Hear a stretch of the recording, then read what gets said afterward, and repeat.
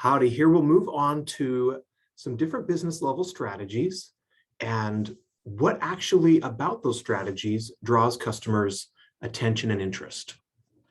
So there are actually five types of business level strategies. One of the first things that we consider here is the basis for customer value, whether customers are making purchase decisions because of cost or because of distinctiveness. And then we'll consider the target market. If we're looking at a broad target, a company that's targeting many, if not most people, with a lowest cost basis for customer value, this would be a cost leadership business model or business level strategy. If you're targeting a broad market with quality, with distinctiveness, this would be a differentiation strategy. You may be looking at a narrow target market as well.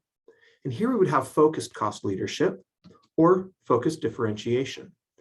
And then there are some companies that are able to have an integrated cost leadership differentiation where they're able to effectively balance a reasonably low cost, perhaps not the lowest cost, but also have that high quality that can also have elements of a differentiation strategy. And they really seek to balance the two. So none of the five business level strategies is inherently or universally superior to the others. The effectiveness of each strategy is contingent on the opportunities and threats in a firm's external environment and also on the strengths and weaknesses that are derived from the company's resource portfolio and its capabilities.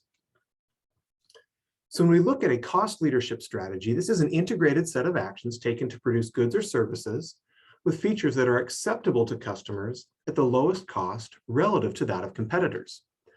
You're going to have product characteristics that would be things like relatively standardized or commoditized products, features that are broadly acceptable to many customers, and the lowest competitive price available. As a cost leader, if we look in the hotel industry, we might see something like the Econo Lodge, where they are seeking to sell or to provide this service of a cheap hotel room. Now think about what your experience at a place like this would be. The room is probably only marginally cleaned. It's probably a very rushed or quick cleaning job because they're trying to save money on the process of cleaning.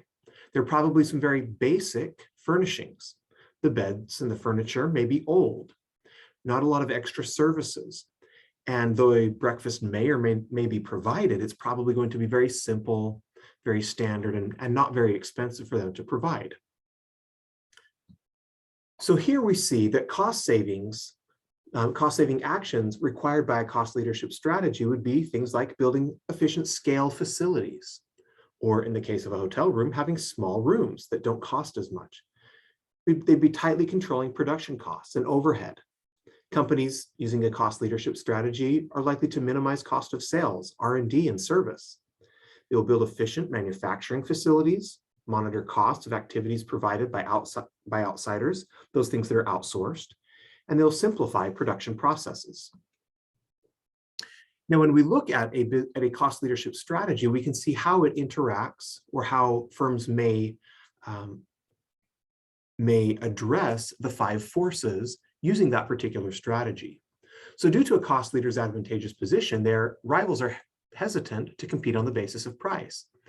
And this lack of price competition can lead to greater profits. The bargaining power of buyers tends to be fairly low because they can mitigate this power by driving prices below competitors, causing them to exit and shifting power with buyers, with customers back to the firm because those customers don't have very many other options. The bargaining power of suppliers can be mitigated because they're able to absorb cost increases due to their low cost position.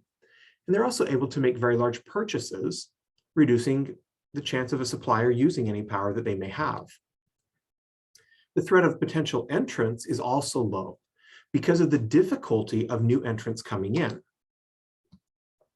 They would need to enter on a large scale in order to be cost competitive. And it also can take a lot of time and be expensive to move down the industry learning curve. Finally, we look at product substitutes. A cost leader is well positioned to lower their prices in order to maintain a value proposition relative to potential substitutes and to make investments to add features unavailable in substitutes. They're also may be able to buy intellectual property and patents developed by potential substitutes. We actually see this happen a lot in the technology industry, where companies like Facebook or Google will buy up new potential entrants or new substitutes to their service. An example of this would be that Facebook bought Instagram.